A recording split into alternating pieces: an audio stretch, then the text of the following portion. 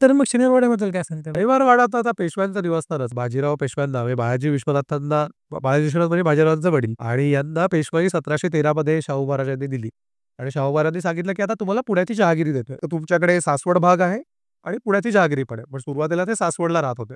म्हणजे बाजीराव पण सासवडलाच राहत होते 1728 पर्यंत आणि मग जसं कळलं, की आपल्याकडे पुण्याच्या जहागिरी पण आहे, तेव्हा बाजीरावांनी शाहू महाराजांना सांगितलं, की मला आता सासवड अवघड पडतंय. कारण सगळ्या माझ्या मोहिमा उत्तरेत दिल्लीमध्ये आहेत आणि मग पुढे कसं राहायला वातावरण चांगलं आहे, पाणी पिण्याची व्यवस्था आहे. उत्तरेत जायचं असलं तरी पटकन जाता येतं.